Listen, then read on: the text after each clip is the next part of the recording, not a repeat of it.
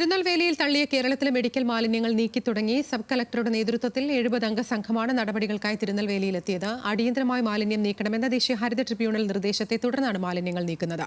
തിരുനെൽവേലിയിൽ നിന്ന് അഞ്ജു ജയപ്രകാശ് തയ്യാറാക്കിയ റിപ്പോർട്ടിലേക്ക്. അതായത് ഞാനിപ്പോൾ നിൽക്കുന്നത് തമിഴ്നാട്ടിലെ നടുക്കള്ളൂർ എന്ന് പറഞ്ഞ സ്ഥലത്താണ്. എനിക്ക് പുറകിലായിട്ട് 3 JCBകളും ഒപ്പം തന്നെ ഇത് കോരി മാറ്റാവുന്ന ലോറി ഉൾപ്പെടെയാണ് എത്തിയിരിക്കുന്നത്.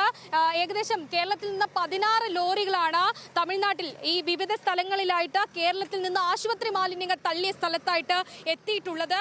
അവിടെ നിന്ന് മാലിന്യങ്ങൾ നീക്കം ചെയ്യാൻ വലിയ സംഘം തന്നെ കേരളത്തിൽ നിന്ന് എത്തിയിട്ടുണ്ട്. ഇപ്പോൾ ആ മാലിന്യം നീക്കം ചെയ്യുന്ന ദൃശ്യങ്ങളാണ് പ്രേക്ഷകർ കാണുന്നത്.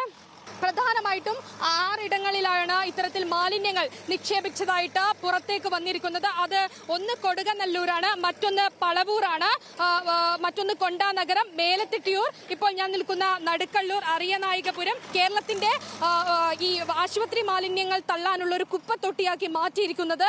അതിന്റെ ഒരു വിചിത്രമായ കാഴ്ച, ഒരുപക്ഷെ ഞെട്ടിക്കുന്ന കാഴ്ചയാണ് നമുക്ക് മുന്നിൽ ഇപ്പോൾ കാണാൻ സാധിക്കുന്നത്.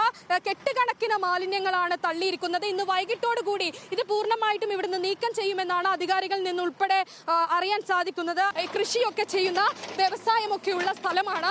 ഇത്തരത്തിൽ കൃഷിയൊക്കെ ചെയ്ത് ഈ തക്കാളിയും അങ്ങനെയുള്ളതൊക്കെ കേരളത്തിലേക്കാണ് ഞങ്ങൾ അയക്കുന്നത്. പക്ഷേ കേരളത്തിൽ നിന്ന് തിരിച്ചു കിട്ടുന്നത് ഇതുപോലുള്ള ആശുപത്രി മാലിന്യങ്ങളും മാലിന്യ കൂമ്പാരങ്ങളുമാണെന്ന് അവർ പറയുമ്പോൾ നാണക്കേട് കൊണ്ട് നമുക്കിവിടെ നിൽക്കാൻ പറ്റാത്തൊരു സ്ഥിതിയാണ് ഇവിടെ നിന്ന് റിപ്പോർട്ട് ചെയ്യുമ്പോൾ. അത് പറയാതിരിക്കാൻ സാധിക്കില്ല.